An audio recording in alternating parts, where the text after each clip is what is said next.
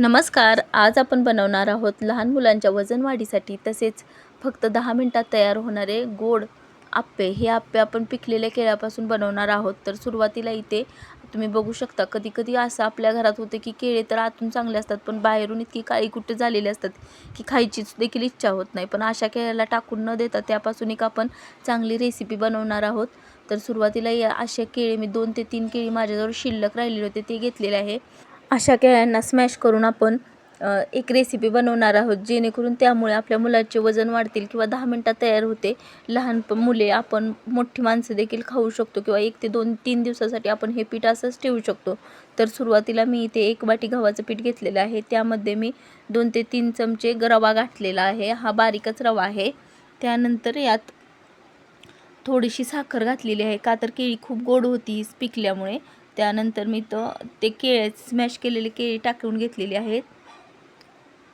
अशा प्रकारे सर्व जिन्नस मिक्स करून घ्यायचे आहेत. त्यामध्ये मी वेलची पूड टाकलेली आहे. थोडंसं चवीनुसार मीठ टाकलं आहे. इथे आपण साखर आपल्या आवडीनुसार टाकू शकतो किंवा नाही टाकली तरी चालेल किंवा गूळ वापरला साखरेऐवजी तरी चालेल. तर इथे हे सर्व जिन्नस मिक्स करून घेऊयात.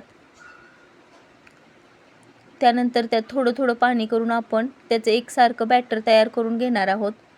यामध्ये आपण ड्रायफ्रूट देखील घालू शकतो. मी इथे थोडेसे क्रश करून ड्रायफ्रूट टाकलेले आहेत. इथे तुम्ही तुमच्या आवडीनुसार ड्रायफ्रूट वापरू शकता. तसेच इथं पाण्याचा वापर न करता दुधाचा देखील तुम्ही वापर करू शकता, पण मी इथे पाण्याचाच वापर केलेला आहे. त्यानंतर यामध्ये आपण चिमटभर सोडा घालणार आहेत आणि हे बॅटर एकसारखे हलवून घेणार आहोत. याला रेस्ट करायची काही गरज नाही किंवा 10 ते 15 मिनिटासाठी रेस्ट करायला ठेवलं तरी चालेल, पण मी लगेचच तयार करण्यासाठी घेत आहे. इथे मी बिडाचा तवा घेतलेला आहे आप्याचा. त्यामध्ये थोडं थोडं तूप घालून घेणार आहे. तुम्ही इथे तेलाचा देखील वापर करू शकता. अशा प्रकारे तवा चांगला गरम झाल्यानंतर आपण आप्याला शेवटच्या मधल्या ह्याच्यात न घालता सुरुवातीला बाजूच्या ह्यातच घालून आप्पे सुरुवात करूया. त्यानंतर मधल्या ह्याच्यात घालूया, का तर मधल्या इथे खूप हीट असते त्यामुळे ते लगेच करपू शकतं. अशा प्रकारे आप्पे घालून घेतलेले आहेत. तर 1 ते 2 मिनिटासाठी त्याच्यावर झाकण घालून घेऊयात. आता इथे झाकण काढून आपण खालील बाजू झाली आहे का नाही ते चेक करून घेऊया. तर तुम्ही बघू शकता इथली खालची बाजू एकदम चांगली झालेली आहे.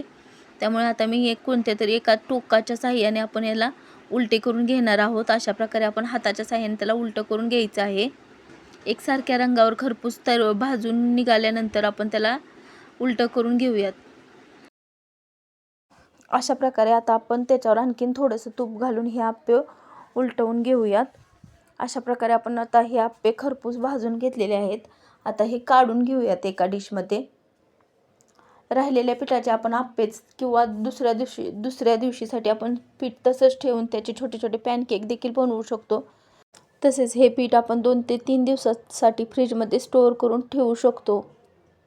अशा प्रकारे आपण केळी वाया न घालवता त्यापासून अशी रेसिपी तयार करू शकतो, जेणेकरून मुले ही आवडीने खातात आणि केळी देखील वाया जात नाहीत आपले. अशा प्रकारे आपल्याजवळ केळी शिल्लक असेल तर आपण ही रेसिपी तयार करू शकतो. मुलांच्या वजन वाढीसाठी खूप छान रेसिपी आहे.